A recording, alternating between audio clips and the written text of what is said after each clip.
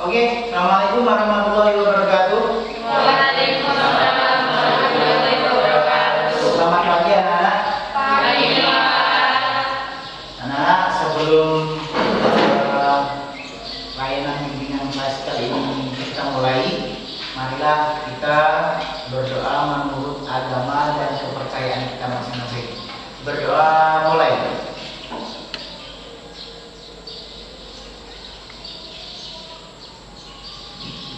Berdoa selesai. Sebelum Bapak mengawali pertemuan pagi hari ini, Bapak akan mengabsen dulu ya. Jadi karena memang kita sedang belajar di masa pandemi, jadi biasanya kalau kalian belajar normal satu kelas itu full ya. Jadi karena masa pandemi kita hanya 10 siswa saja dan itu dibuat bergelombang ya, dan kita gelombang pertama. Jadi dan jaraknya pun harus bisa sesuai dengan protokol kesehatan dan kalian harus juga pakai masker ya. Oke, bisa absen. Klausi Aulia Putri, Claudia, Devi, Diva, Fitriani, Hermayani, Muhammad Diman, Nur Aidin, Silviana Octaviana, Tabina Nur Sawalina. Oke, jadi dari ke-10 siswa semua ini. Oke, anak-anak, sebelum saya mulai pada materi kali ini, Bapak ingin bertanya, apa kabar? Baik semua ya. Bagaimana ini tentang materi pelajaran minggu lalu yang sudah Bapak sampaikan tentang perguruan tinggi negeri? Ada yang masih belum paham atau yang ingin ditanyakan lebih jelas lagi? Ada kira-kira tentang pengenalan perguruan tinggi? Tidak ada ya? Tidak ada, berarti sudah paham semua ya. Bagaimana itu, apa itu perguruan tinggi ya kan? Bagaimana perguruan tinggi itu ya, dan sebagainya. Nah, sekarang anak-anak sesuai dengan janji saya pada minggu lalu, saya menjanjikan bahwa materi pada pagi hari ini adalah motivasi berprestasi. Ya, motivasi berprestasi ini sangat penting sekali bagi kita. Ya, tapi sebelum itu, sebelum Bapak menjelaskan lebih jauh tentang motivasi berprestasi, Bapak ingin tahu nih sebelumnya. Apa pendapatmu tentang motivasi berprestasi? Apa itu motivasi berprestasi? Silakan rekan-rekan. Ya. Motivasi adalah segala sesuatu yang berguna untuk mendorong seseorang guna masa depan. Segala sesuatu yang mendorong kepada seseorang guna mengejar masa depan. Oke, bagus sekali. Jadi perlu Bapak jelaskan motivasi berprestasi. Motivasi berprestasi. Di sini ada dua kata, motivasi dan berprestasi.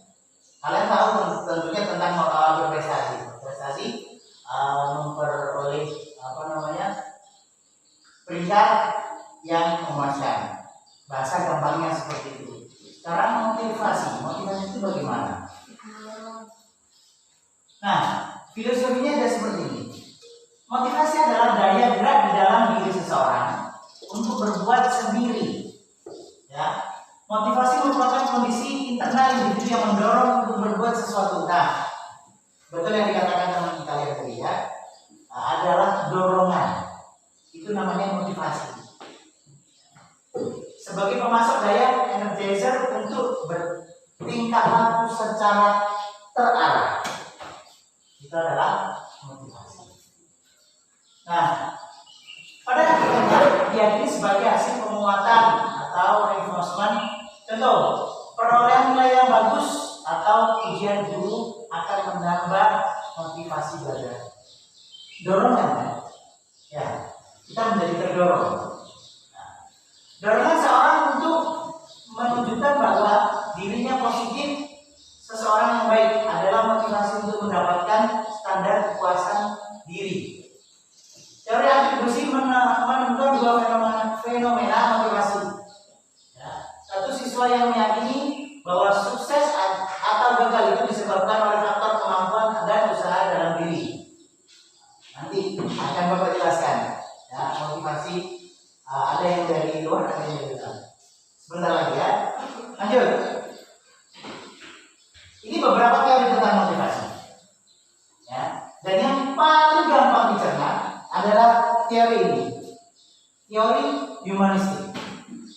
Teori humanistik ini dibawa oleh Abraham Maslow yang terkenal dengan piramida kebutuhan. Ini Maslow dalam teori kebutuhan menggambarkan motivasi dalam bentuk piramida sebagai berikut. Ya, yang bagian awal kebutuhan dasar, ya, seperti makan, minum, pakaian, tempat tinggal. Nah, itu adalah kebutuhan dasar manusia. Ya, kebutuhan dasar manusia. Selanjutnya sampai atas, ya, termasuk itu kebutuhan kita berprestasi, kebutuhan kita diakui.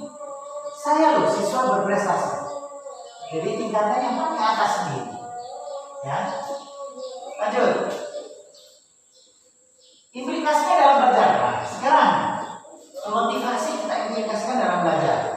Ya, optimalisasi belajar perlu mengupayakan pemenuhan kebutuhan manusiawi, seperti suasana yang sehat, fisik yang segar, penuh kasih sayang, bebas ancaman, ada pengakuan dan penghargaan atas peristiwa membangkitkan rasa ingin tahu, mendorong siswa untuk beraktualisasi diri.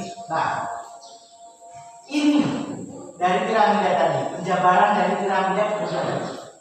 Kalian kalau belajar itu perlu ini, ya, kebutuhan manusiawinya harus terpenuhi dulu. Ya, makanya kalau pagi diusahakan sarapan dulu. Karena kebutuhan dasar manusia paling dasar adalah makan, minum, ya, itu. Makanya di situ dituliskan bahwa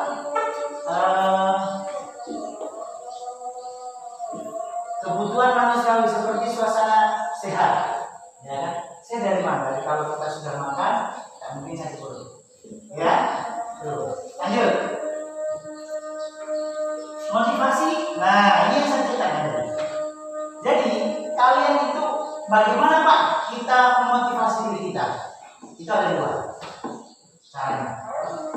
Dari luar dan dari dalam. Ya kan? Di sini. Secara umum motivasi dapat dibedakan menjadi dua jenis, yaitu motivasi intrinsik atau motivasi yang timbulnya dari diri sendiri atau dari dalam. Yaitu dorongan yang bersumber dari dalam diri seseorang. Contoh dorongan ingin minum. Nah, dorongan ingin minum, ya, karena memang sudah dia kebutuhannya dari dalam. Saya ingin minum. Ini juga ada nanti minum dorongan motivasi ekspresi. Kalau adikmu, ya kan, di saat badannya hangat kurang minum, apa yang harus dilakukan oleh orang tua? Nyuruh adik itu minum. Nah, itu salah satu contoh juga dorongan dari luar. Ya. Itu motivasi ekstrisik yang saya sebutkan tadi, yaitu dorongan untuk berbuat sesuatu yang berasal dari luar, bukan dalam diri sendiri. Ya kan? Dari luar. Contohnya, seorang bertindak laku karena adanya penghargaan, pengakuan, pujian, hadiah dan sebagainya. Misal contohnya nih, supaya kita berprestasi, ya, saya misalnya ya, supaya saya termotivasi, berarti saya harus menimbulkan motivasi dari luar, ya kan? Tiba-tiba orang tua saya datang sama saya, nanti kamu kalau dapat peringkat 1 akan saya berikan sepeda motor, misalnya seperti itu. Ya, itu adalah salah satu contoh dorongan dari luar. Pak, dorongan dari dalam bagaimana? Contohnya seperti ini. Saya kemarin pada waktu SMP, ya, 5 besar. Masa di SMK saya yang notabene teman-teman baru semua, ya kan? Sama-sama tidak tahu, ya. Nah, saya harus belajar lebih giat lagi supaya saya dapat peringkat 1. Nah, itu contoh dari motivasi dari dalam atau intrinsik. Bagaimana ya? Nah, dalam praktek kedua motivasi tersebut harus dikombinasikan. Namun yang paling efektif adalah motivasi intrinsik yang tumbuh dari dalam diri. Kok gitu Pak? Ya, karena kalau kita punya motivasi yang timbul dari diri kita, saya yakin tidak ada bedanya. Karena apa? Karena bisa merasakan kepuasan dalam diri. Ya. Misalnya bagi yang cewek, ya kan? Kalian apa misalnya? Ya, kalau cewek itu memasak misalnya, membuat masakan, ya. Habis itu dipuji sama mama. Bagaimana kira-kira rasanya? Senang kan? Timbul rasa senang dan puas. Ternyata saya selama ini, ya kan, memasak begitu repot rempongnya, hasilnya bagus, ya kan? Mama saya senang dan saya dapat pujian terhadap masakan saya. Karena memang itu dari dalam, ditambah lagi dari luar, dipuji sama semakin puas. Dan itu saya yakin tidak ada masalah. Kalau hanya dari luar, kita kombinasikan dari dalam, takutnya nanti hanya sebatas itu. Misalnya, ya kan, Herma misalnya, ya kan, Herma dikasih semangat sama bapaknya. Herma, kalau kamu nanti dapat peringkat 1, akan saya berikan HP Lenovo. Ya, oke, semangat dia belajar. Maka akhirnya dapat peringkat 1. Dapat itu namanya HP Oppo Reno. Nah, setelah itu Oppo Reno di tangan, sudah lupa belajar. Sampai situ saja. Ya. Ya, kalau bapaknya memberikan semangat, kalau enggak bisa luntur. Makanya di sini disebutkan bahwa yang paling bagus, namun yang paling efektif adalah motivasi yang timbul dari diri kita sendiri. Lanjut. Nah, motivasi berprestasi. Nah, diakui bahwa bangsa Jepang, ya, jadi kita mencoba melihat, ya, dari luar, bagaimana sih motivasi berprestasi itu?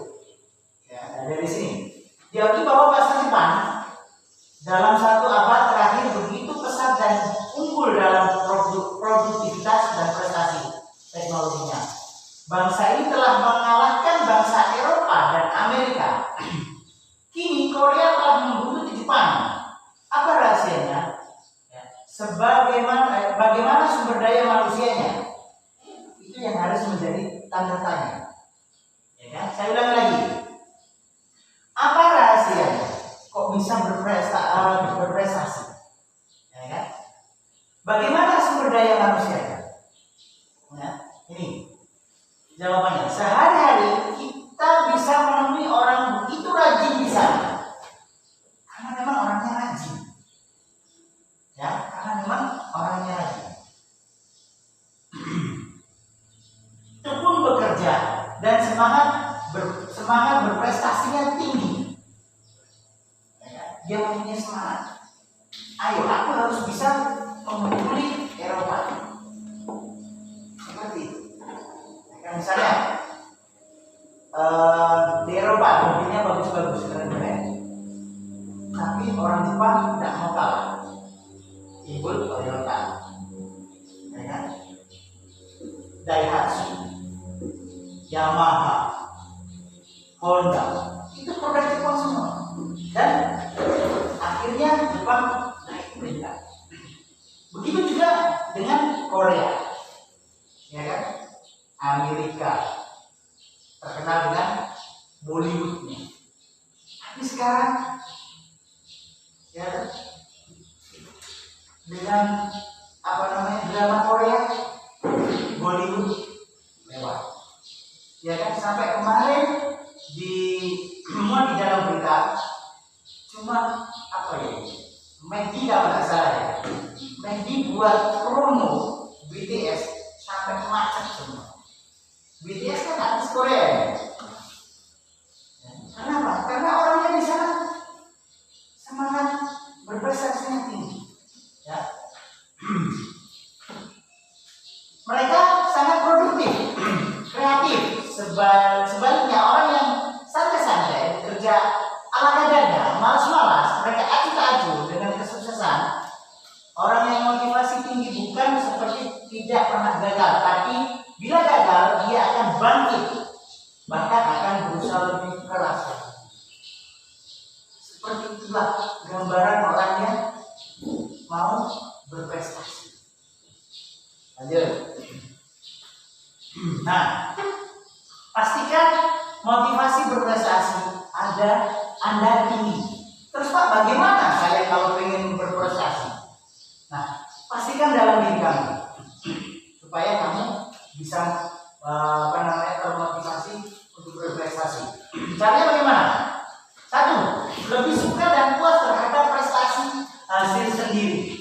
Sangat penting sekali. Justru yang sering terjadi sekarang, kalau kita mengerjakan ujian, kita tidak pede. Kita lebih suka tengok teman, nomor satu apa? Padahal kita sudah punya jawaban. Tapi kita tidak pede. Jangan seperti itu. Harusnya bagaimana Pak? Saya tadi malam sudah dan ini jawaban yang paling benar. Itu. Dari nomor satu, suka dan puas terhadap hasil sendiri.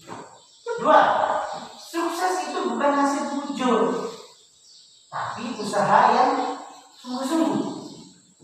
Itu harus kami yakinkan dalam otak Anda.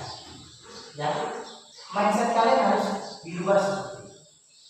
Selanjutnya, kegagalan bukan berarti sial, tetapi karena volume usahanya yang kurang.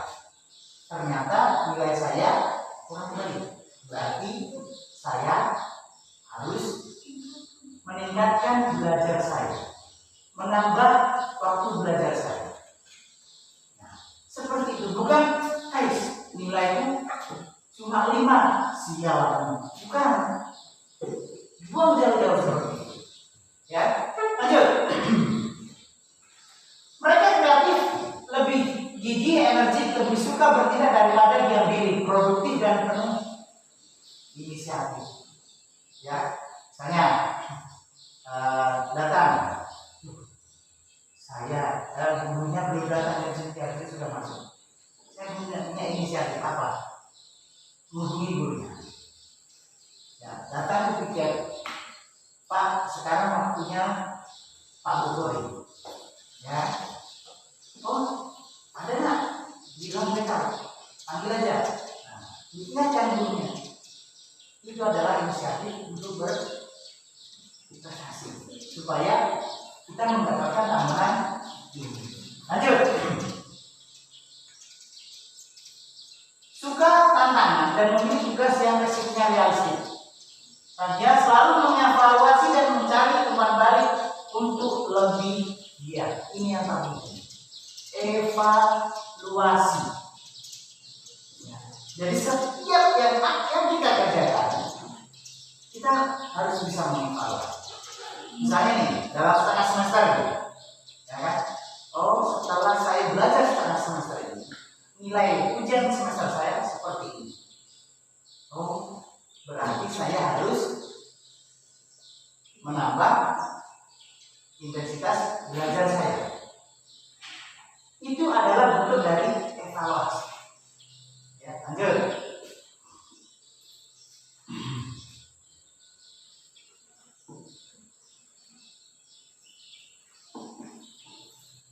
Nah, terus bagaimana Pak cara yang lain supaya kita bisa menumbuhkan motivasi dalam diri kita? Kita melihat orang yang sudah berprestasi. Ciri-ciri orang yang mempunyai motivasi berprestasi adalah sebagai berikut. Ya, satu, tekun menghadapi tugas. Jangan pernah menyerah mengerjakan tugas. Ya, kerjakan tugas. Dua, ulet dalam menghadapi kesulitan. Maksudnya apa? Tidak lekas putus asa atau tidak mudah putus asa. Ya, semangatnya tinggi. Menunjukkan minat terhadap macam-macam masalah. Apapun masalahnya kita hadapi. Ya, karena kalau kita jauhi masalah ini, kita tidak bisa menyelesaikan permasalahan. Lebih senang bekerja mandiri daripada nyontek. Ya, lanjut. Menyukai tantangan.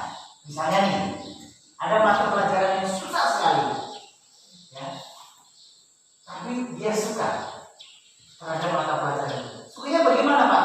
Suka bagaimana sih? Gampangnya itu bagaimana? Saya kok belum paham, ya.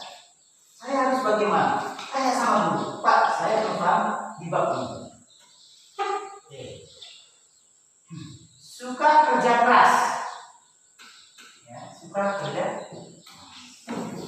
suka mencari dan memecahkan masalah soal-soal.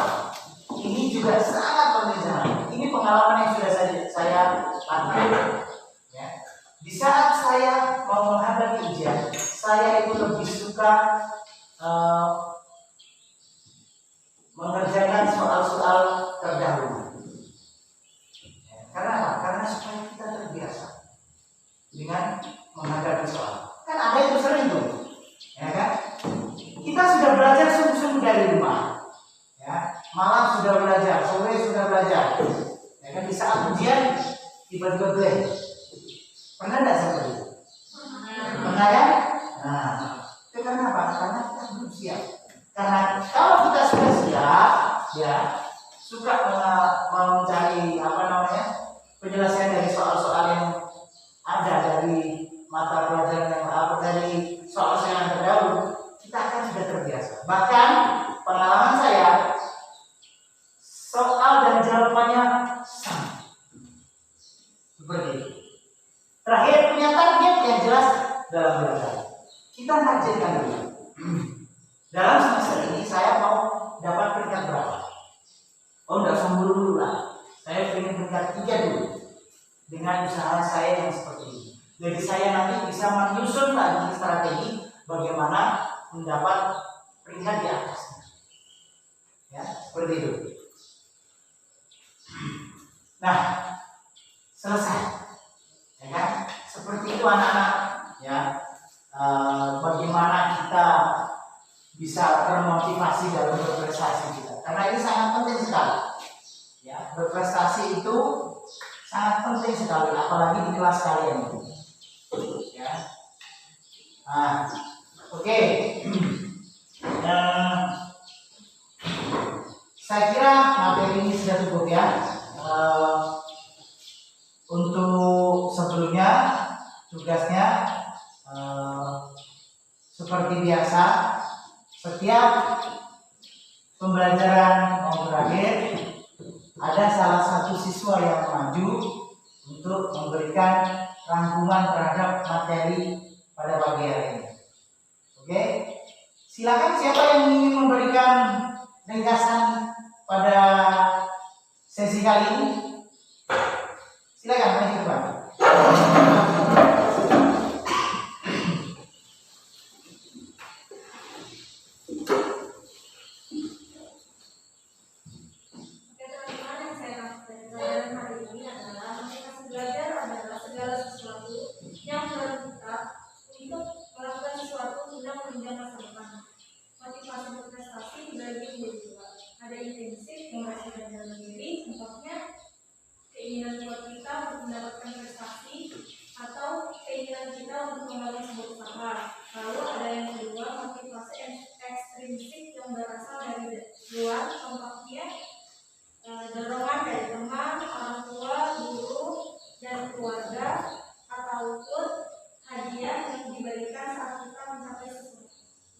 Oke, mantap. Tepuk tangan. Terima kasih. Oke, jadi seperti itu anak-anak ya. Yang sudah dirangkum oleh teman kalian yaitu Klausi, bahwa motivasi intinya itu ada dua, ada yang timbul dari dalam dan ada yang timbul dari luar, dan kalian harus bisa memastikan itu. Ya. Nah dari situ anak-anak materi ini ya memang hanya satu kali aja. Ya, jadi materi ini memang habis kita bahas pada pertemuan kali. Ya, jadi karena memang materi ini sudah habis, saya kira sudah cukup untuk materi selanjutnya. Ya, kita bertemu di minggu depan adalah materi tentang emosi. Ya, sesuai dengan hasil need assessment beberapa bulan yang lalu yang sudah Bapak sebar, ada beberapa yang harus Bapak kasihkan materinya tentang, yaitu tentang emosi. Karena kalian merasa ya, betul nggak? Nah, jadi Bapak minggu depan insya Allah akan memberikan materi tentang emosi. Dan materi minggu depan ini saya bagi menjadi dua karena memang pembahasannya banyak ya. Jadi pada kali ini, pertemuan ini saya kira cukup ya. Mungkin kita bisa ketemu minggu depan, dan saya akhiri pertemuan dengan Assalamualaikum warahmatullahi wabarakatuh.